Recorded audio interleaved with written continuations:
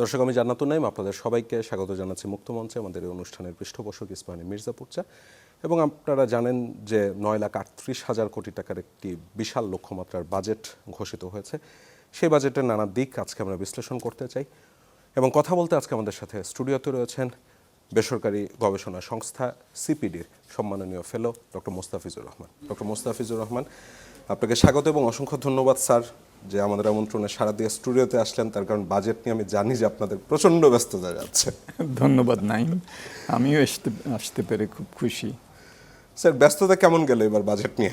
না, আমাদের তো সবসময়ই আমরা বিশ্লেষণ করি তাৎক্ষণিকভাবে, সারা রাত সবার আগে কাজ হয় আমাদের। ওই যেদিন বাজেট দেওয়া হয় তাৎক্ষণিক প্রতিক্রিয়া দিই আমরা, তারপরে সারা রাত কাজ করে পরের দিন সকালে মিডিয়া ব্রিফিং, যেখানে আপনারাও আসেন। সো এটা একটা খুবই ব্যস্ততার সময় আমাদের জন্য। স্যার, বাজেট কেমন হলো তা তো জানবই, ফুটবল বিশ্বকাপ যেহেতু চলছে সেই প্রসঙ্গে একটু এক দুইটা প্রশ্ন করে নিতে চাচ্ছিলাম। খেলা কি স্যার দেখা হয় নাকি? দেখার চেষ্টা করি। এইবার তো বিভিন্ন জায়গায় যেহেতু হচ্ছে, কোনো না কোনোটা মিলে, কিন্তু আবার আজকে যেমন রাত 4টার সময় বোধহয় ব্রাজিলের খেলা হবে, সেটা বোধহয় দেখার জন্য জেগে থাকা সম্ভব হবে কিনা জানি না। ছোটবেলায় তো ব্রাজিলের অন্ধ ভক্ত ছিলাম।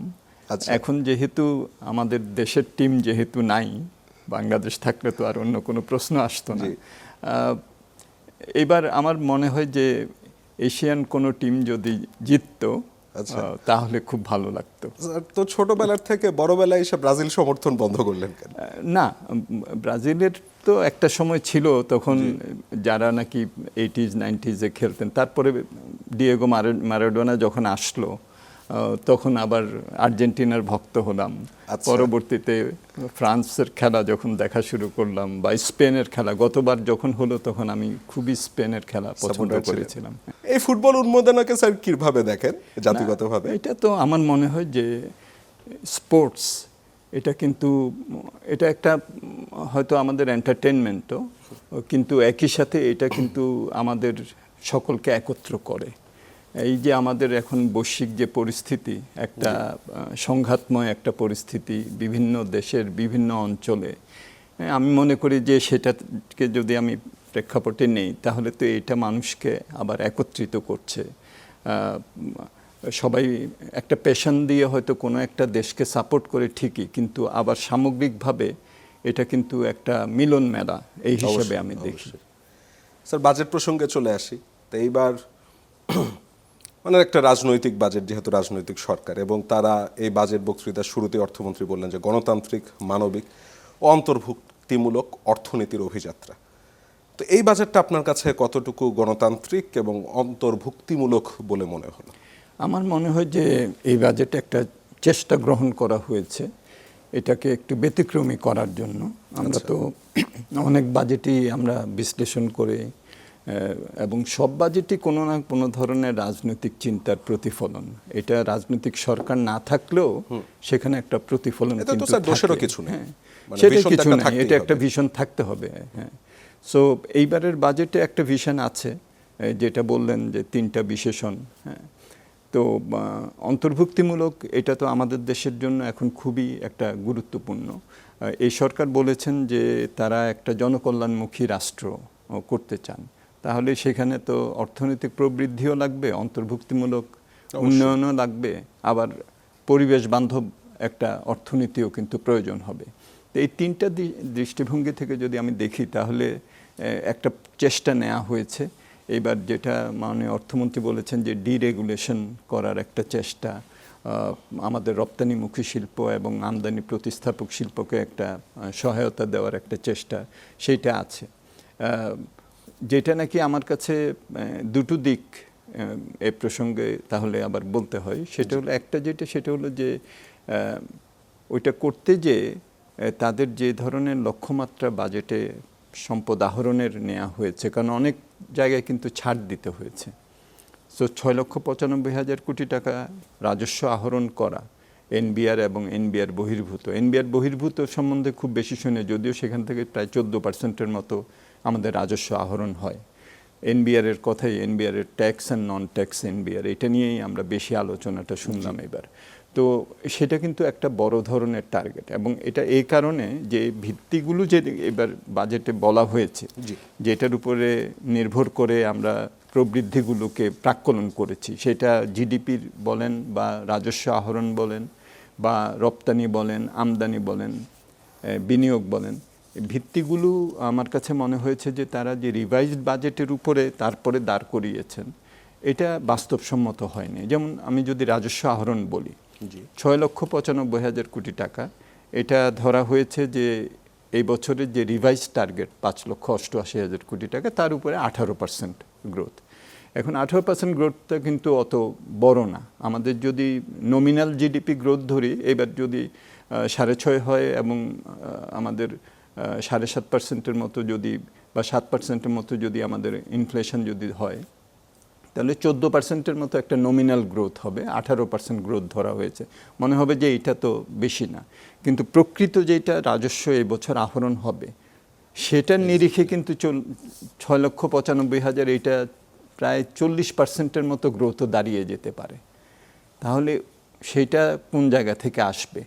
বিভিন্ন কথা বলা হয়েছে যে এটা আমাদের ভিত্তি বাড়ানো হবে, নতুন ক্ষেত্র খুব একটা তারা দিতে চান নাই, কিন্তু এন্ড টু এন্ড ডিজিটালাইজেশনের কথা বলা হয়েছে। কিন্তু আমার কাছে মনে হয়েছে যে এটা আরও একটু বাস্তবতাকে বিবেচনায় নিয়ে করলে এটা ভালো হতো। কারণ পরবর্তীতে যদি দেখা যায় যে তারা এই 9,38,000 কোটি টাকা এটা মোটামুটিভাবে তারা ব্যয় করবেন, হ্যাঁ, আর রাজস্বটা যদি আদায় না হয়, তাহলে কিন্তু ঘাটতি অর্থায়ন যেটা নাকি প্রাক্কলন করা হয়েছে 2,43,000 কোটি টাকা, এটা কিন্তু বাড়বে। তখন ব্যাংকিং সেক্টর থেকে ঋণ গ্রহণ বা বৈদেশিক ঋণ গ্রহণ, এগুলোর মাত্রা বেড়ে যাবে এবং সুদ পরিশোধের চাপও কিন্তু অর্থনীতিতে বাড়বে। সো এটা একটা আমার কাছে মনে হয়েছে যে এটা আরেকটু বিবেচনায় নিলে ভালো হতো বাস্তবতার নিরিখে। দ্বিতীয় যেটা, সেটা হলো যে অনেক কিছুই নির্ভর করবে হলো যে প্রাতিষ্ঠানিক সক্ষমতা দিয়ে বাস্তবায়নটা করার উপরে। এখন বাস্তবায়ন তো মানে স্যার এনবিআর এর প্রাতিষ্ঠানিক সক্ষমতা, এনবিআর এবং এনবিআর বহির্ভূত, যেমন আমরা যদি বলি যে এখন বলা হয়েছে যে আমরা আমাদের বিনিয়োগকে উৎসাহিত করব। তো বিনিয়োগকে উৎসাহিত করা, এটা তো কেবলমাত্র তো রাজস্ব নীতিমালার উপরে নির্ভর করবে না, আর সম্পদ বিতরণের উপরেও নির্ভর করবে না, এটা তো অন্যান্য প্রাতিষ্ঠানিক সক্ষমতার উপরে নির্ভর করবে। আমরা কি সিঙ্গেল উইন্ডোটা ভালোভাবে করতে পারছি কিনা, লজিস্টিক্স পলিসিটা বাস্তবায়ন করতে পারছি কিনা, লিড টাইম কমাতে পারছি কিনা। এখানে আমাদের তো গ্যাস, আপনি জানেন যে একটা বড় প্রতিবন্ধকতা হিসাবে কাজ করছে। অন্যান্য সবগুলো যদি আমি সিঙ্গেল উইন্ডোতে আনিও, আমি যদি গ্যাস সরবরাহ করতে না পারি, তাহলে একটা বড় অংশ বিনিয়োগকারীরা তারা কিন্তু কাজ করতে পারবেন না। সো এই বিষয়গুলো 1 বছরের মধ্যে সামাল দেওয়া, এটা খুবই একটা জটিল হবে। তবে যেটা তারা বলেছেন যে 3টা স্টেজে, হ্যাঁ, রিকভারি, রিকনস্ট্রাকশন, রেস্টোরেশন, রিকনস্ট্রাকশন, তারা বলেছেন যে পুনরুদ্ধার, পুনঃস্থাপন এবং পুনর্গঠন, 3টা স্টেজে, এটা 1 বছর থেকে 5 বছর এর মধ্যে। তো তাহলে প্রথম বছরে যদি আমাদের পুনরুদ্ধার পর্বেই চলে যায়, তো তার মানেটা হলো যে ইনস্টিটিউশনাল স্ট্রেংথেনিং করার জন্য তার একটু তো বেশি সময় লাগবে। সেটাও বলেছেন তারা যে 1 থেকে 5 বছরে ওভারল্যাপ হবে, এই 3টা স্টেজে তারা করবেন।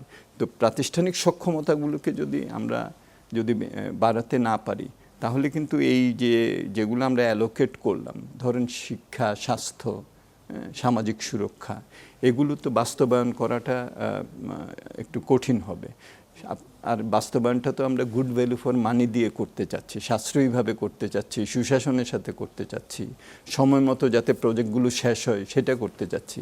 সো এই যে এগুলো যেগুলো দরকার হবে, সেইটার সাথে ওই 3টা স্টেজের আমি যদি মিলাই, তো তাহলে কিন্তু ওইটা 1 থেকে 5 বছরই লাগবে আসলে, এটা ওনারা ঠিকই বলেছেন। কিন্তু এই বছর 2026-27 এখানে তো অনেক কিছুই তো এই সময়ের মধ্যে করা যাবে না।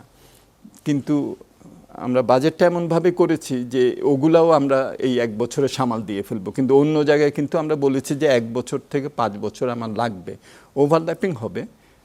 সো এইখানেই এই 2026-27 যদি বাজেট আমি বলি, তাহলে এইখানে বড় চ্যালেঞ্জ। আর আমরা যদি 4 বছর বলি যেটা তারা একটা প্রেডিক্টেবিলিটি দেওয়ার চেষ্টা করছেন, সেখানে এগুলো আস্তে আস্তে করা যাবে। 4 বছর সময়ে একটা প্রাতিষ্ঠানিক সক্ষমতা বৃদ্ধি করা। এখন স্বাস্থ্য খাতে আমরা বেশ বাড়িয়েছি, এটা 3 গুণ যদি সেখানে ব্যয় করতে চাই, তো তাহলে তো সেখানে সক্ষমতার বিষয়গুলো আছে। আমি যদি দক্ষ জনশক্তি যদি করতে চাই, বলা হচ্ছে যে ক্লাস 6-এর পরে আমরা কারিগরি শিক্ষা দিব, একটা 3rd ল্যাঙ্গুয়েজ একটা শিখাবো, এগুলোর জন্য তো প্রশিক্ষক দরকার হবে, এগুলোর জন্য তো প্রাতিষ্ঠানিক বিভিন্ন ধরনের পরিবর্তন দরকার হবে, কিছুটা সময় সাপেক্ষ। সো এখানে একটা সময়ের দিক থেকে যদি বলি, তাহলে যেগুলো এক জায়গায় বলা হচ্ছে যে আমাদের 1 থেকে 5 বছর লাগবে, সেগুলো যখন আমি বাস্তবায়নের কথা চিন্তা করছি, আমি 1 বছরেই সেগুলো হয়ে যাবে সেইভাবে আমি বাস্তবায়নের পরিকল্পনাটা করছি, যে জন্যই সবাই বলছেন এবং আমরাও বলছি যে বাস্তবায়নটাই হবে হলো খুবই কঠিন। কিন্তু সম্পদের অগ্রাধিকার নির্ধারণ, সম্পদ বিতরণ, বিভিন্ন ধরনের যে শুল্ক ছাড় ইত্যাদি দেওয়া হচ্ছে, ধরুন বন্ডেড ওয়্যারহাউসের কথাই দেখেন, এটা তো আমরা রেডিমেড গার্মেন্টসের বাইরে তেমন নিতে পারিনি, যদিও 3টা সেক্টর আরও ইনক্লুড করা হয়েছিল, কিন্তু এইবার অনেক এটা করা হচ্ছে। এন্টি এক্সপোর্ট বায়াস যেটা আছে সেটাকে নির্মূল করার কথা চিন্তা করা হচ্ছে।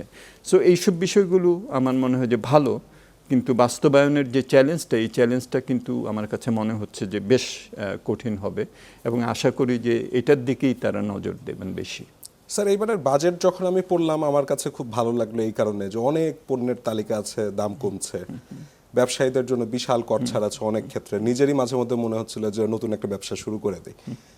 স্যার, এইবারের বাজেটটা কি অনেকটা এমন হলো যে যেহেতু রাজনৈতিক বিএনপি 2 দশক পরে বাজেট দিচ্ছে, তাদের প্রত্যাশার পারতটা অনেক বেশি, মানুষ চাচ্ছে অনেক কিছু, তারা সেই চাওয়াটাকে মূল্যায়ন করতে একটা মানুষকে স্বপ্ন দেখালো, কিন্তু সেই স্বপ্ন বাস্তবায়ন কিভাবে হবে সেটা তারা নিজেরা যেমন জানে না, অন্যরাও জানে না। না, এটা আপনি ঠিকই বলেছেন যে একটা তো নির্বাচনী প্রতিশ্রুতি নিয়ে এসেছেন, একটা বড় ম্যান্ডেট নিয়ে। এর সাথে আরও চ্যালেঞ্জ আছে হলো যে অনেক পুঞ্জীভূত সমস্যার চ্যালেঞ্জ। তারা তো বাজেট প্রণয়নের জন্য বেশি সময় পান নাই। যদি চলমান অর্থ বছর ধরি তাহলে কেবলমাত্র 4th কোয়ার্টারটা হয়তো তাদের থাকবে, তাই না? তো সেখানে অনেক কিছুই আছে যেটা তারা উত্তরাধিকার হিসাবে পেয়েছেন এই চ্যালেঞ্জগুলো। তো সেইটা মোকাবেলারও একটা আর্জেন্সি আছে। আবার অন্যভাবে তাদের রাজনৈতিক যে ম্যান্ডেট নিয়ে আসছেন, সেখানে ফ্যামিলি কার্ড থেকে শুরু করে মিড ডে মিল থেকে কৃষক কার্ড, এগুলো তো তাকে তো ফ্যামিলি কার্ড এখানে 43 লাখ, 2,500 টাকা পার মান্থ, আবার কৃষক কার্ড সারা 1 বছরে একটা 2,500 টাকা দেওয়া হবে বলা হয়েছে, মিড ডে মিল, এগুলো তো তারা প্রতিশ্রুতি দিয়েছেন। সুতরাং সেইটা বাস্তবায়নেরও একটা বিষয় আছে। কিন্তু প্রশ্ন সেটা হলো যে এটার জন্য আমাদের অর্থায়নের একটা বিষয় কিন্তু থাকবে। সো রাজস্ব আহরণ, সম্পদ আহরণ, এটা খুব একটা আমার মনে হয় যে চ্যালেঞ্জিং একটা টার্গেট তারা দিয়েছেন, এইটা একটা। আর হলো যেটা বললাম যে এই যে বিভিন্ন যেগুলো তারা শুল্ক ছাড় দিয়েছেন, আপনি ঠিকই বলেছেন, বন্ডেড ওয়্যারহাউস ফেসিলিটি যেটাকে অনেক বিস্তৃত করা হয়েছে, এগুলো খুবই দরকার। এবং কেবলমাত্র বড় ব্যবসায়ী না, এসএমই যারা আছেন তাদেরকেও এগুলো সম্বন্ধে জানানো, এগুলো তারা যাতে গ্রহণ করতে পারেন, এগুলো আছে। কিন্তু বাস্তবায়নটা কিন্তু কেবলমাত্র রাজস্ব যেটা বাজেট যেটা প্লেস করা হলো এটার উপরে নির্ভর করবে না, এটা নির্ভর করবে সামষ্টিক অর্থনৈতিক ব্যবস্থাপনা আমরা কীরকম করতে পারি, তাই না? সুতরাং এখানে কিভাবে আমরা সুশাসনের সাথে প্রতিষ্ঠানগুলোকে চালাতে পারি, সক্ষমতার সাথে চালাতে পারি, জবাবদিহিতার সাথে চালাতে পারি, এই বিষয়টা অনেক গুরুত্বপূর্ণ হবে। একজন বিনিয়োগকারী, তিনি শুল্ক যদি তাকে ছাড় দেওয়া হয় বা বন্ডেড ওয়্যারহাউস যদি দেওয়া হয়, এটা ভালো, কিন্তু তারপর তো আরও অন্যান্য জিনিস তো তার লাগবে, তার গ্যাস লাগবে, তার অন্যান্য যেসব কস্ট অফ ডুইং লাগবে, পোর্ট ফেসিলিটিস লাগবে। দেখেন এই যে ইউএনএসকাপের একটা স্টাডি দেখলাম যে লজিস্টিক্সের যে ব্যয়, এটা প্রায় আমাদের যে কস্ট অফ ডুইং যে বিজনেস হয় এটার প্রায় 13-14%। দেখেন, তারপরে এলডিসি গ্র্যাজুয়েশন আসছে, আমরা যদি এটা প্রিপারেটরি পিরিয়ড কিছুটা বাড়াতেও পারি, এটা তো চলে আসবে 3-4 বছর পরে, তাই না?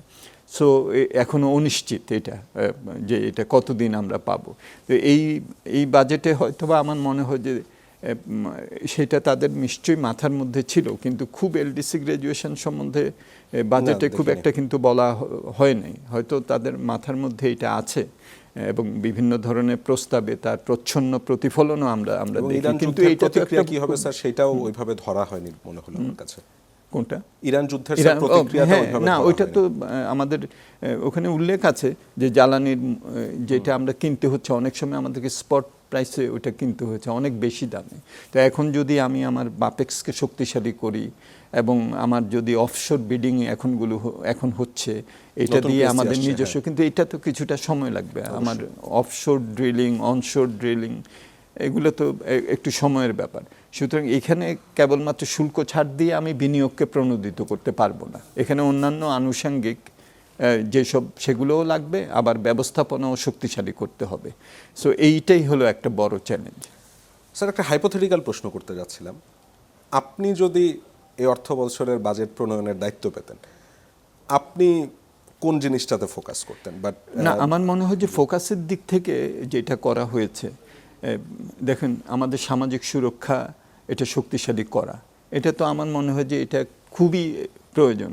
আমাদের এই কোভিডের পর থেকে যেভাবে ধারাবাহিকভাবে আমাদের মূল্যস্ফীতি বেড়েছে, আমাদের শ্রমবাজারের যেসব ডেটা আমরা দেখছি, দারিদ্র্যসীমা, অতি দারিদ্র্যসীমার নিচে জনসংখ্যার ডেটা আমরা যেটা দেখছি, সাধারণ মানুষ কেবলমাত্র ফিক্সড ইনকাম আর্নার না, প্রান্তিক, উপান্তিক, স্থির আয় তো আছেই, তারপরে নিম্ন মধ্যবিত্ত সবাই কিন্তু একটা ক্রয় ক্ষমতার অবনমন হয়েছে, সরকারি কর্মচারী বলেন বা ইনফর্মাল সেক্টরে যারা আছেন।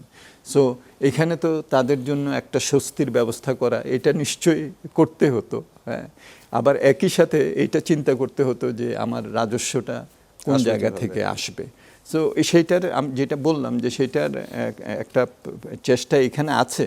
তবে আমার মনে হয় যে ঘাটতি অর্থায়নটা যাতে না বাড়ে এবং ব্যাংকিং সেক্টর থেকে আবার আমাদের যাতে বেশি ঋণ নিয়ে আমাদের ব্যক্তিখাতকে একটা সমস্যার মধ্যে না ফেলা হয়, বা শেষ পর্যন্ত যাতে টাকা ছাপিয়ে যাতে এগুলো সামাল দিতে না হয়, এই জায়গাটাতে আরও অনেক বেশি সতর্কতার দরকার হবে পরবর্তীতে যখন বাস্তবায়ন করা হবে। সেটাই হয়তো আমারও মাথার মধ্যে হয়তো থাকতো। স্যার, ঘাটতি অর্থায়নে যেহেতু প্রসঙ্গ আসলো, 2,43,000 কোটি টাকা, যার মধ্যে আমি ব্যাংক থেকে নিতে যাচ্ছি 1,12,000, আর বিদেশি 1,10,000 মতন তো বোধ হয়। তো এর মধ্যে স্যার ওই 1,10,000 যেটা আমি বিদেশি ঋণ হিসেবে আসতে যাচ্ছি, সেটা আবার মানে প্রকল্প সহায়তা না, বাজেট সহায়তা হিসাবে আমরা চাচ্ছি। তার মানে তো স্যার সংস্কারটা দরকার। হ্যাঁ, এখানে একটু বেশি স্যার অ্যাম্বিশাস টার্গেট হয়ে যাচ্ছে। এখানে কিছু আসবে প্রকল্প সহায়তা হিসাবে, এবং অলরেডি তো আমাদের যে প্রায় 1100 প্রজেক্টের মতো আছে আমাদের বার্ষিক উন্নয়ন কর্মসূচিতে, এর মধ্যে তো বেশিরভাগই কিন্তু চলমান। এই চলমান প্রজেক্টগুলির মধ্যে অনেকগুলি কিন্তু বৈদেশিক প্রকল্প সহায়তা প্রাপ্ত। সুতরাং এখানে বাজেট তাদের জন্য সুবিধা হয়, অর্থনীতি যারা চালাবেন, যে বাজেটারি যদি সহায়তা বেশি থাকে তাহলে তারা ওইটাকে নিজের মতো করে খরচ করতে পারেন। প্রকল্প তো লক্ষ্য নির্দিষ্ট, স্পেসিফিক। তবে এই দিকটাতে আমাদের যে টার্গেটটা করা হয়েছে এটা কিন্তু বেশ বড় টার্গেট। এটা হলো নেট যেটা আসবে আর কি। এর মধ্যে তো আমাদের আবার ঋণ পরিশোধেরও একটা ব্যাপার আছে। গত বছর আমরা বোধহয় খুব সম্ভব $7.2 বিলিয়ন আমরা ঋণ পরিশোধ করেছি বৈদেশিক। এটা ঋণের এটা গত 5-6 বছরে প্রায় ডাবল হয়ে গেছে। অনেকগুলি প্রকল্প আমাদের গ্রেস পিরিয়ড শেষ হয়েছে, এখন রিপেমেন্ট পিরিয়ড শুরু হচ্ছে। তো গ্রেস পিরিয়ডে আমরা সাধারণত সুদটা দেই, আর রিপেমেন্ট পিরিয়ডে সুদ এবং আসল দুটোই। সেই জন্য এটা এখন বাড়ছে খুব দ্রুত। সো এগুলো তো আমাদেরকে সামাল দিতে হবে, এটা রিজার্ভ দিয়ে সামাল দিতে হবে। রিজার্ভ আবার নির্ভর করবে আমরা বৈদেশিক ঋণ যদি পাই তখন রিজার্ভের উপরে এটার একটা ব্যালেন্স অফ পেমেন্টসে ইতিবাচক প্রভাব পড়বে। সো এইটা খুব বড়। আর দেখেন আমাদের তো এই বেশ কিছু ইন্টারন্যাশনাল রেটিংয়ে আমাদের যে আউটলুক, এই আউটলুকটা কিন্তু একটু নেগেটিভ হয়ে গেছে। হ্যাঁ, তারপরে IMF নিজেই আমাদেরকে লো রিস্ক কান্ট্রি থেকে মিডিয়াম রিস্ক কান্ট্রিতে আমাদেরকে ফেলেছে। সো এইসব যদি হয় তাহলে আমাদের কস্ট অফ বরোয়িংসও কিন্তু বাড়বে, ঝুঁকি যত বেশি বলা হবে। স্যার, আপনি হাই রিস্ক সুদের কথা বলছিলেন, এবং আমি অলরেডি দেখছিলাম যে আগে তো আমরা ওয়ার্ল্ড ব্যাংক, ADBর যে লোনগুলি পেতাম, মানে ভেরি কনসেশনাল রেটে ছিল, এবার দেখছি স্যার মানে ধীরে ধীরে হাই হচ্ছে। এটা যেমন স্যার একটা রিস্ক, আবার ওই যে বলছিলেন যে সুদ পরিশোধে ব্যয় বাড়ছে, আমরা দেখলাম এবারের বাজেট 1,27,000 কোটি টাকা ধরছে। মানে এই দ্বিমুখী চাপটা কিভাবে আসছে? এটা একটা চাপ আসছে। দেখুন 2015 সালে বাংলাদেশ যখন লো ইনকাম থেকে লোয়ার মিডল ইনকাম কান্ট্রি হলো, তখন থেকেই কিন্তু আমাদের যে কনসেশনাল যে ঋণ সেটার অংশটা আমাদের ক্রমান্বয়ে কমছে এবং নন কনসেশনাল ঋণগুলি বাড়ছে, এবং সর্বসম্প্রতিকালে যেগুলো আমরা পাচ্ছি এগুলো 4, 4.5, 5% এরকম, তারও বেশি আছে। সো এইটা, তবে সরকার যেটা ঠিক করেছেন এবং এখন এই বাজেটেও আর কি বলা হয়েছে যে তারা বিকল্প অর্থায়নের সুযোগ খুঁজবেন। বন্ডের কথা বলেছেন। বিদেশে তো মিউনিসিপ্যালিটি বন্ড ইত্যাদি আছে, বিভিন্ন বড় বড় যেসব প্রকল্প আছে অবকাঠামো, এগুলোকেও সিকিউরিটাইজ করে বন্ড ছাড়া হয়। সুতরাং এখানে যদি সাধারণ মানুষের একটা যদি বিশ্বাস এবং আস্থা অর্জন করা যায়, তো তাহলে কিন্তু এই মিউনিসিপ্যালিটি বন্ড থেকে শুরু করে অন্যান্য বন্ড, যেসব বড় আমাদের অবকাঠামো আছে যেগুলো ভালো আয় করছে, এগুলো কিন্তু বন্ড ছাড়লে মানুষ উৎসাহিত হবে। স্যার আস্থার জায়গাটাতেই তো সমস্যা। আস্থার জায়গাটাতেই তাদের প্রমাণ করতে হবে যে এখন এই বাজেট বাস্তবায়নের প্রক্রিয়ায়ও এটা প্রমাণিত হবে যে আস্থার জায়গাটা ঠিক আছে কিনা। কিন্তু এটা করা গেলে তারা যে পরিকল্পনাগুলি করছেন, আরেকটা হলো যে আমাদের শেয়ার মার্কেট, পৃথিবীর কোথাও তো এই যে এই শর্ট টার্ম ডিপোজিটারের টাকা লং টার্ম ইনভেস্টমেন্টের মধ্যে যাওয়া, এটা এবং রিস্কটাও এখানে বাড়ে। তো আমাদের যদি ইকুইটি মার্কেট আমরা ডেভেলপ করতে পারি, বন্ড মার্কেট ডেভেলপ করতে পারি, তারা বলেছেন যে ডিপেন্ড করবেন এই মার্কেটগুলো, বন্ড ইত্যাদি, সুকুক বন্ড থেকে শুরু করে বিভিন্ন বন্ড ইত্যাদির কথা চিন্তা করছে, মিউনিসিপ্যালিটি বন্ড, এগুলো কিছুটা সময় লাগবে ইন্ট্রোডিউস করতে। দ্বিতীয়ত হলো যে যদি তারা আস্থা অর্জন করতে পারেন অর্থনীতি সম্বন্ধে, এটা একদিনে আস্থা অর্জনেরও ব্যাপার না, আর মানুষের দৃষ্টিভঙ্গিও একদিনের অবস্থা দেখে হবে না। তারা একটা যখন দেখবেন যে না, একটা পরিকল্পনা আছে, একটা 5 বছরের পরিকল্পনা, এটার দিকে সরকার ঠিকভাবে যাচ্ছে, তখন কিন্তু এইসব বন্ড ইত্যাদি কেনার আগ্রহ বাড়বে। সো এই জায়গাটাতে যদি আমরা জোর দিতে পারি, তাহলে ঘাটতি অর্থায়নের যে বিষয়টা আমাদের জন্য একটা দুশ্চিন্তার কারণ হয়েছে, যে ব্যাংক সেক্টর থেকে যদি আবার বেশি ঋণ নেওয়া শুরু করে এবং এটার ব্যক্তি খাতের জন্য কি এটার অবস্থা হয়, সেটা আমরা সামাল দিতে পারবো। স্যার আপনি বলছেন যে মানে ভরসার জায়গাটা তৈরি করতে হবে, একদিনে হবে না, ধীরে ধীরে আগ্রহী হবে।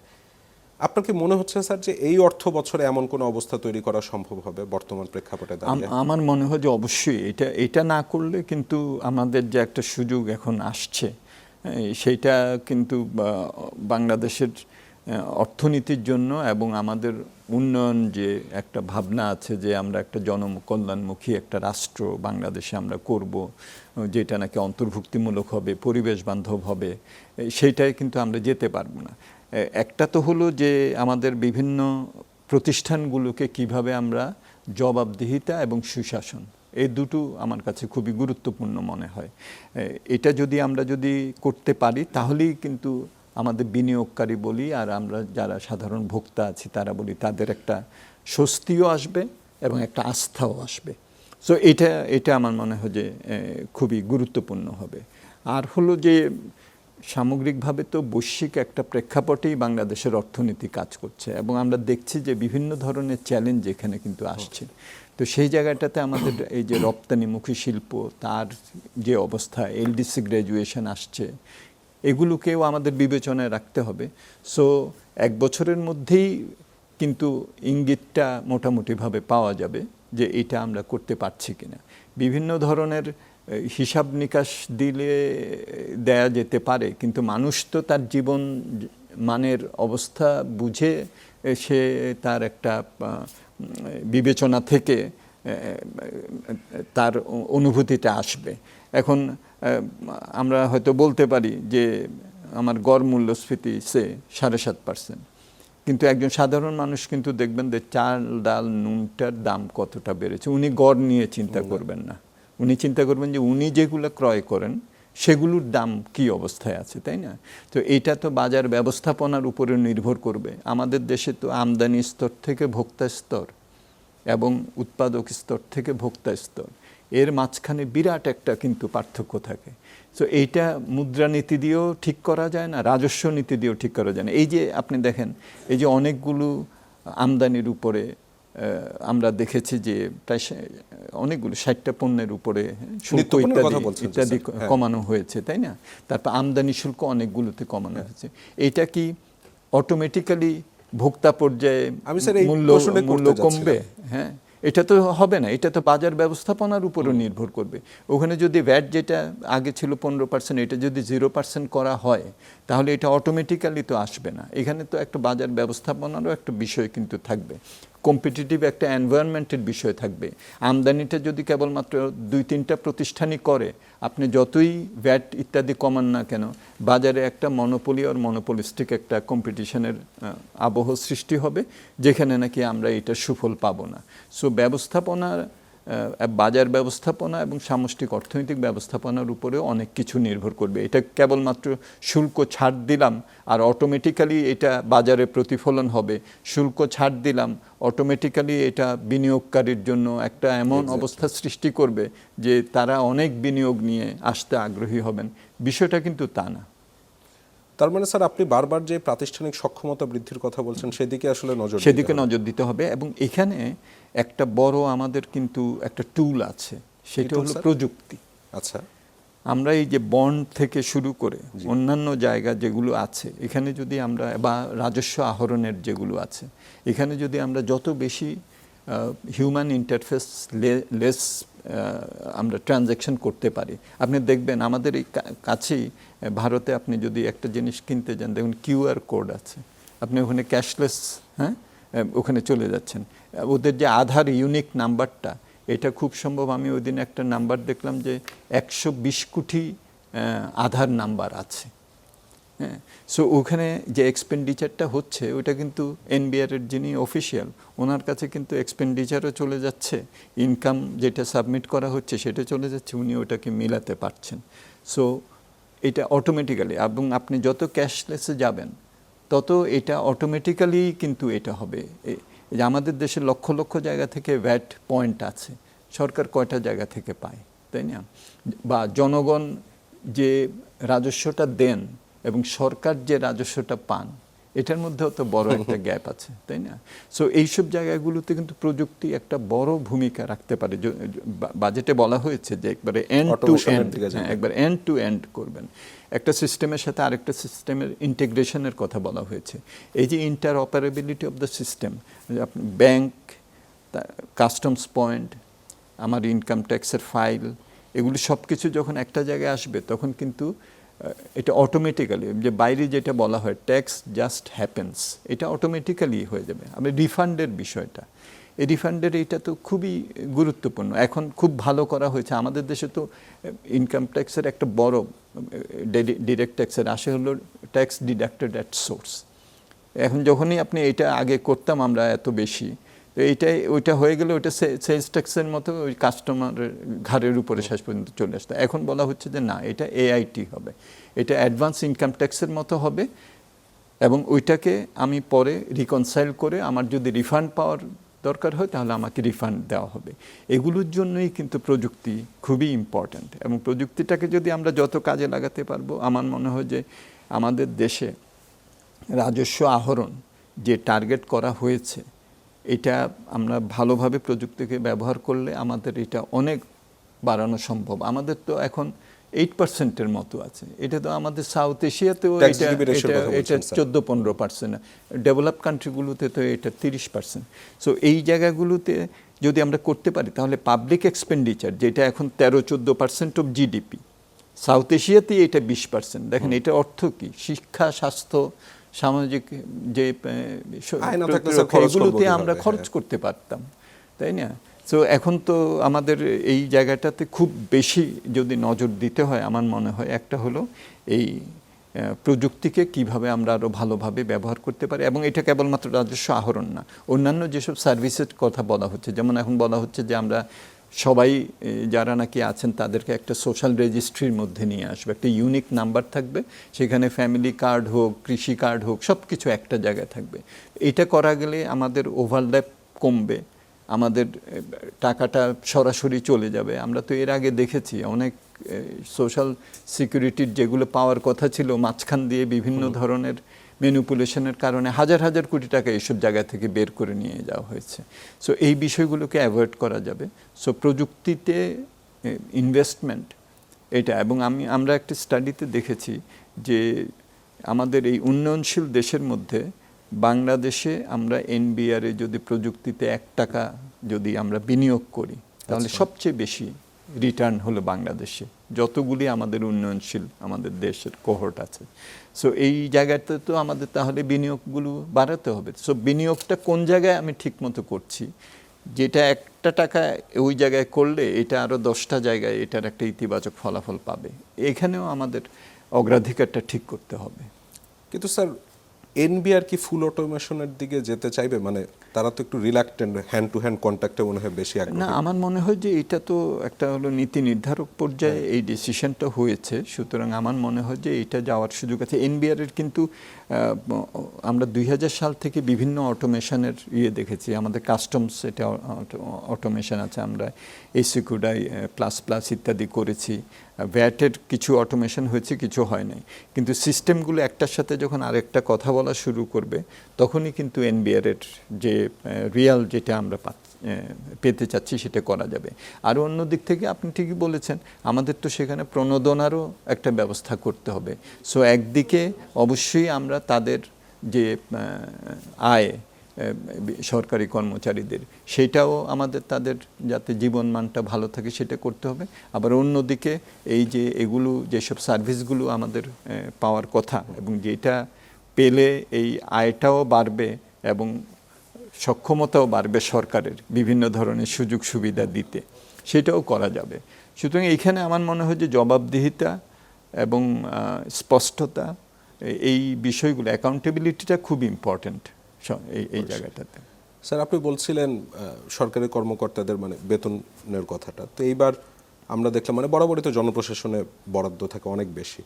নবম পে স্কেল আংশিকভাবে মানে ধাপে ধাপে বাস্তবায়নের কথা বলা হচ্ছে। তো এই বিষয় নিয়ে অর্থমন্ত্রীকে প্রশ্ন করা হয়েছিল, আমি ওনার কোট আনকোট বক্তব্য ওটাই বলি। উনি বলছেন যে মানে তাকে প্রশ্ন করা হয়েছিল যে সরকারি চাকরিজীবীদের বেতন বাড়লে দুর্নীতি কমবে কিনা, তিনি বলেছেন কমার কথা, কারণ অভাব থাকলে দুর্নীতির আশ্রয় নেওয়ার একটা প্রবণতা থাকে। 10 বছর ধরে নতুন বেতন কাঠামো হয়নি, অথচ নিত্যপণ্যের দাম বেড়েছে, এগুলোকে অ্যাড্রেস করতে হবে।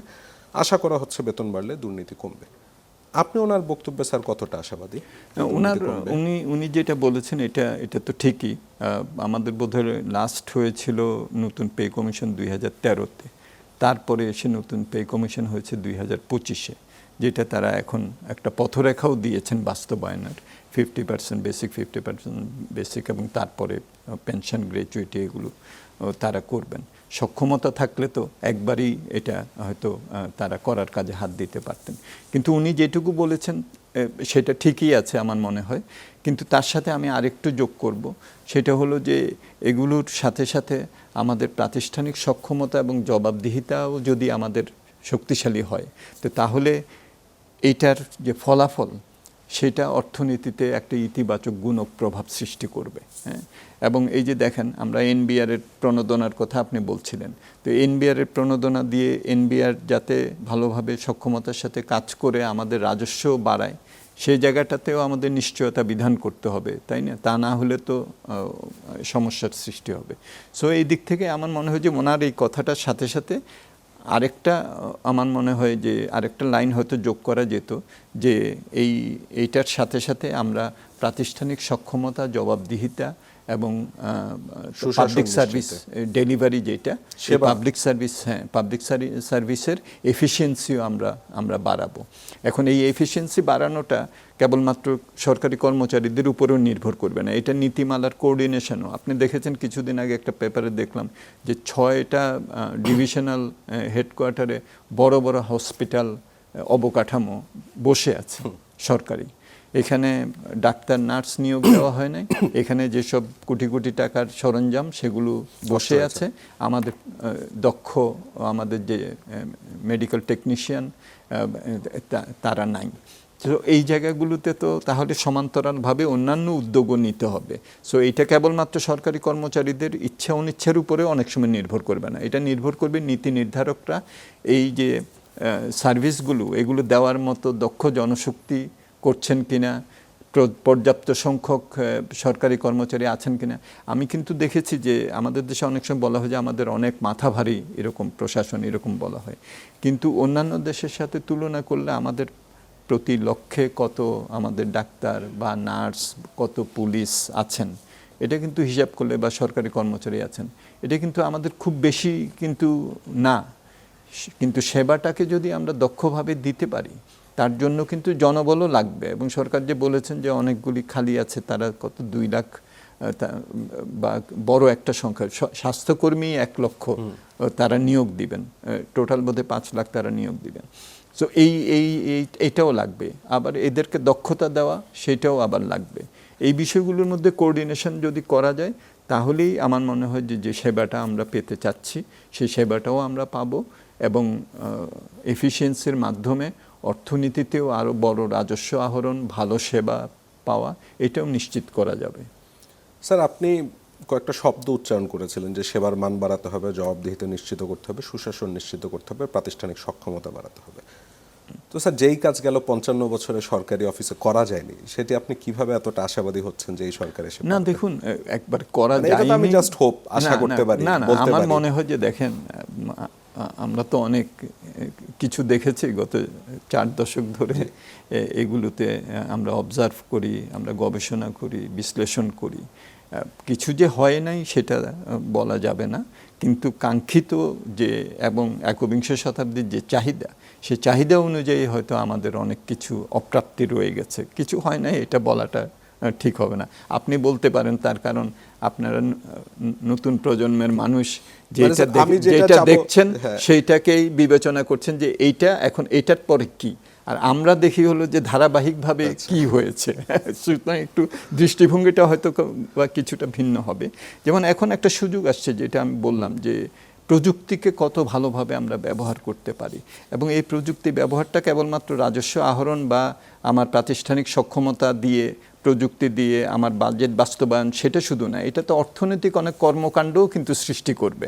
এই যে এখন আমরা যে স্টার্ট আপের কথা বলছি, বিভিন্ন ধরনের ইনকিউবেটরের কথা বলছি, ইনোভেটিভ ফান্ডের কথা বলছি, নতুন নতুন সব অর্থনৈতিক কর্মকাণ্ড এখন সৃষ্টি হবে আমাদের দেশে। আমি একটা স্টাডিতে দেখলাম যে ওয়ার্ল্ডের মধ্যে ফ্রিল্যান্সারের সংখ্যা আমাদের দেশে হলো ওয়ার্ল্ডের 2nd। বিশ্বে বিজনেস প্রসেস আউটসোর্সিং 20টা কান্ট্রির মধ্যে বাংলাদেশ একটা। তো এগুলো কিন্তু সাইলেন্টলি আমাদের নতুন প্রজন্ম, তারা কিন্তু স্বকর্মসংস্থানের মাধ্যমে করছে, কিন্তু রাষ্ট্রের যে সহায়তা, এই সহায়তাগুলো পর্যাপ্ত পরিমাণে পাচ্ছে না। ইন্টারনেট স্পিড একটা বড় একটা এখানে ফ্যাক্টর হবে। তো এটা তো রাষ্ট্রের উপরে নির্ভর করবে না, আমরা কীভাবে ডিজিটাল ইনফ্রাস্ট্রাকচারটাকে দাঁড় করাবো, কস্টটা কীরকমভাবে পড়বে। সো এইসব জায়গাগুলোতে অনেক ধরনের কিন্তু আমাদের সম্ভাবনা আছে। আচ্ছা, এবার স্যার আমরা তো দেখলাম যে মানে সামাজিক সুরক্ষা খাতে অনেকের কথা চিন্তা করা হলো, কিন্তু আবার এটাও দেখলাম যে আমরা এনবিআর এর যে লক্ষ্যমাত্রা দেওয়া হয়েছে তার সবচেয়ে বড় অংশটা আসলে আসবে ভ্যাট থেকে। তো ভ্যাট তো স্যার সবার উপর যে পড়ে, আমার উপর, আপনার উপর, যে রিক্সাওয়ালা তার উপরও পড়ে। বিষয়টা কি স্যার এমন হয়ে যাচ্ছে যে সামাজিক সুরক্ষা খাতে আমি তাদের জন্য যে টাকা খরচ করছি সেই টাকা আবার অন্যভাবে ভ্যাট দিয়ে নিয়েও নিচ্ছি? না, এটা তো নির্ভর করবে আমি আসলে কত দিলাম, হ্যাঁ, আর আমি এক্সট্রা এডিশনাল ট্যাক্স দিয়ে কত নিলাম, এটা একটা হিসাবের ব্যাপার অবশ্যই।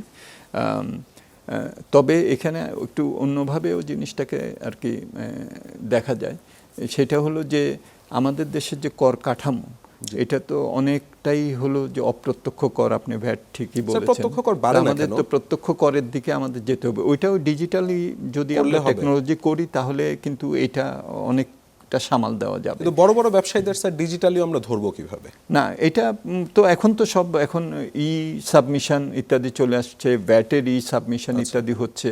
সো এটা ওই যেটা বললাম আর কি, ট্যাক্স জাস্ট হ্যাপেন্স। সো ওই সিস্টেমের মধ্যে আমাদের চলে যেতে হবে, মানে আমার এটা দুইবার চিন্তা করতে হবে না, ওটা ওখান থেকেই অটোমেটিক্যালি ওইটা চলে যাবে। সো এই সিস্টেমে আমাদের যেতে হবে। আর যেটা আপনি ঠিকই বলেছেন যে আমাদের যদি আমরা ভ্যাট এবং ইনডাইরেক্ট ট্যাক্স নির্ভরতা যদি আমরা কমাতে পারি, তাহলে কিন্তু সামাজিক সুরক্ষায় যেগুলো আমরা দিচ্ছি সেটা তাদের কাজে লাগবে। এটার বাইরেও এটা তো আমরা সামাজিক সুরক্ষায় তো হয়তো ফ্যামিলি কার্ড দিচ্ছি বা কৃষক কার্ড ইত্যাদি দিচ্ছি, কিন্তু রাষ্ট্রের যে অবকাঠামো ব্যবস্থা, সামাজিক অবকাঠামো, যেটা আমরা হসপিটাল বলি বা স্কুল বলি বা আমাদের টেকনিক্যাল ভোকেশনাল এডুকেশন সিস্টেম বলি, এগুলো তো তার বাইরে। এগুলোর যখন আমরা বিনিয়োগ ভালো করব বা দক্ষতা আমরা বাড়াবো, তখন কিন্তু আয়ের অন্যান্য উৎস সৃষ্টি হবে। সামাজিক সুরক্ষা দিয়ে তো আমি জাস্ট তাকে একটা হেল্প করছি যে একটা অবস্থা যাতে তার অবনমন না হয়, কিন্তু মূল কাজটা তো হলো যে আমরা কিভাবে কর্মসৃজন করতে পারবো এবং সেটার মাধ্যমে আয় বাড়াতে পারবো। সেটা করতে গেলে বিনিয়োগ করতে হবে। সো এটাকে একটা সাইডে দেখা, কিন্তু একই সাথে যদি আমরা ওগুলো না করতে পারি, তাহলে তো অবশ্যই যে এটা কেবলমাত্র যে আমরা এগুলো সামাজিক সুরক্ষা করছি যাতে উনি নিচে চলে না যান, ওনাকে কোনো রকমে ভাসিয়ে রাখা, কিন্তু সেইটা তো উদ্দেশ্য হওয়া উচিত না। এটা হলো যে সমাজে যারা নাকি একটু খুব বেশি একটা খারাপ অবস্থায় আছেন, তাদেরকে আমরা সহায়তা করছি, কিন্তু তারা যাতে আমাদের অন্যান্য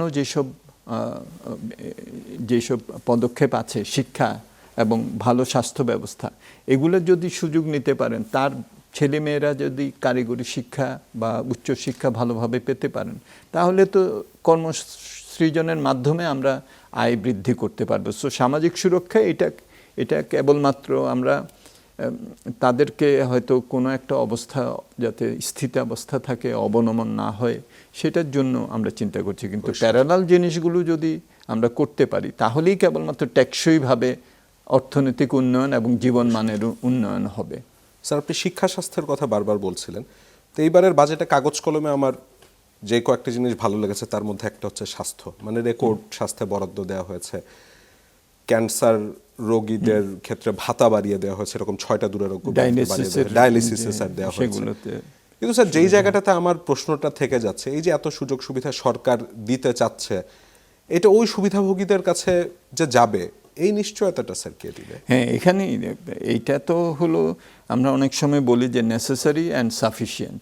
নেসেসারি হলো যে সরকার এগুলো কমিয়েছেন, সাফিসিয়েন্ট হবে হলো যে অ্যাকচুয়ালি তারা এটার সুযোগটা যাতে পান, এটা নিশ্চয়তা করতে হবে। সেখানেই কিন্তু প্রাতিষ্ঠানিক সক্ষমতা এবং নজরদারি এবং ব্যবস্থাপনা এইটা চলে আসবে। অটোমেটিক্যালি এটা ট্রান্সলেটেড হয় না, কোথাও এটা হয় নাই। সরকার তার পরিস্থিতিটা সৃষ্টি করে দিচ্ছেন। এখন মার্কেট এবং সরকারের বিভিন্ন যে পাবলিক সার্ভিস অর্গানাইজেশন আছে, তাদের সমন্বয়ে এটা ভোক্তার কাছে যেতে হবে, সেবা গ্রহীতা যারা আছেন তাদের কাছে যেতে হবে। এটা অটোমেটিক্যালি হবে না। এই যে রিয়েলাইজেশনটা কিন্তু আমাদের থাকতে হবে, যে বাজেটের যে রাজস্ব নীতিমালার পরিবর্তন, এটা যে অটোমেটিক্যালি ট্রান্সলেটেড হবে একটা যে আমাদের যে সরকারি সেবা গ্রহীতা তার কাছে, যে এটা অটোমেটিক হয় না কখনই। এখানেই কিন্তু ব্যবস্থাপনা, এখানেই কিন্তু প্রাতিষ্ঠানিক যে সহায়তা, দক্ষতা এবং জবাবদিহিতা, এই জায়গাটায় খুব ভালো। যে এবার দেখলাম যে তারা একটা ডিজিটাল প্ল্যাটফর্ম করবেন, যে ডিজিটাল প্ল্যাটফর্মে যে কেউ কমপ্লেন দিতে পারবেন। এটা একটা সার্বক্ষণিক নজরদারির জন্য একটা আলাদা কমিটি করা হচ্ছে, এবং তারা তখন দেখবেন যে, মনে করেন যে কোনো একটা জায়গায় আপনি ডায়ালিসিসের তো একটা বড় ধরনের একটা তারা সুবিধা দিয়েছেন, হ্যাঁ, কোনো একটা হসপিটালে দেখা যাচ্ছে যে তারা আগেরটাই তারা রাখছেন। তখন আপনি ওখানে যদি একটা কমপ্লেন করেন এবং তারা যদি ওটাকে ফলো আপ করেন, যে কেন আপনার তো 800 টাকা খরচ কমার কথা, আপনি আগেরটা কেন কমছে না, এই জায়গাটাতেই হলো আমার মনে হয় যে রাজনৈতিক সদিচ্ছাটা থাকতে হবে, এবং এই প্রাতিষ্ঠানিক যে নজরদারি, এইটাও সার্বক্ষণিকভাবে রাখতে হবে। স্যার, এইবার আমরা মানে আমার তো সাময়িক যে প্রাক্কলন করলাম, সেখানে দেখলাম 4.14 আছে আমার জিডিপি গ্রোথ, সেটাকে আমি 6.5-এ রাখতে যাচ্ছি, যে কারণে অনেক ছাড় দিচ্ছি। আশা করছি যে তার মাধ্যমে বিনিয়োগকারীরা বিনিয়োগে আকৃষ্ট হবেন, উৎপাদন বাড়বে, সেখান থেকে কর্মসংস্থান তৈরি হবে। মূল্যস্ফীতিও স্যার আমার এখন 9.42 এর মতন আছে, সেটাকে আমি 7.5-এ রাখতে যাচ্ছি। সেই সাথে মানে ওইটাও অনেক আশার ভিত্তিতে করা, কারণ আমি নিত্যপণ্য যেহেতু সুযোগ সুবিধা দিচ্ছি। তো এই ধরনের স্যার, এই যে এত এত আশা আমরা করছি, সে আশাগুলি শেষ পর্যন্ত স্যার মানে ফানুস হয়ে উড়ে যাবে নাকি? না দেখুন, এটা তো একটা বাজেট দেয়া হয়েছে, আমাদেরকে কিছু সময় দিতে হবে। আপনার সাথে আজকে আমি যে টোনে কথা বলছি, 6 মাস পরে যদি আপনি আমাকে ডাকেন, হয়তো আমি এই টোনে কথা বলবো না, যদি দেখেন বাস্তবায়ন না হচ্ছে, যদি আমরা দেখি যে এটা তো হচ্ছে না। আর আরেকটা যেটা আমি প্রথমে শুরু করেছিলাম, যে তথ্য উপাত্ত এবং তথ্য অধিকার, এটা এত গুরুত্বপূর্ণ। এই যে আপনি 4.14% বললেন যে জিডিপির এইবারের প্রবৃদ্ধির উপরে আমরা 6.5% একটা প্রাক্কলন করেছি। দেখেন বাজেটে এটা কিন্তু বিবিএস এর ফিগার। বাজেট যদি আপনি দেখেন, বাজেটে বলা হচ্ছে যে 5% এই বছর, তার উপরে 6.5%। দেখেন তাহলে প্রায় 1%-এর মতো কিন্তু একটা বড়। আপনারা স্যার যেটা বারবার বলছেন, যেটা আমি বলছি যে এই যে বিষয়গুলো, এগুলা কিছুটা নিরুৎসাহিত করে আমাদেরকে, যে অনেক ভালো ভালো কথা আছে, কিন্তু বাস্তবতাকে স্বীকার করে তারপরে আপনি প্রাক্কলনগুলি করেন। সো এখানে যদি আমার ভিত্তিটাই আমি যদি ঠিকভাবে যদি ধরে অগ্রসর যদি না হই, তাহলে কিন্তু পরবর্তীতে আমার অন্যান্য যেসব আমি গ্রোথগুলো ঠিক করেছি সেগুলো আমি ঠিকমতো করতে পারবো না। সো এই জায়গাটাতে আরেকটা, এই সরকারের কিন্তু বড় একটা সুযোগ ছিল, তাই না? দেখেন এই সরকারের তো মাত্র এই চলমান অর্থ বছরের মাত্র 3rd কোয়ার্টারটাই তাদের সময় ছিল, তাই সময় পায়নি। তাহলে যেটা বাস্তব হবে, প্রবণতাগুলোকে ঠিক করে সেটা বলে ওখান থেকে গেলে ভালো হতো।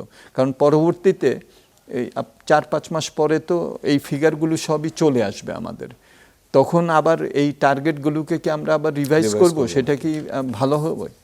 সেই ব্যাপারটা আমার মনে হয় যে বিবেচনা নিলে পরিষ্কার। মানে আগের সরকারের সময় স্যার আমরা যে অভিযোগ করতাম যে তথ্যপত্রের ঘাটতি আছে, সেটা যেন একেবারে না থাকে।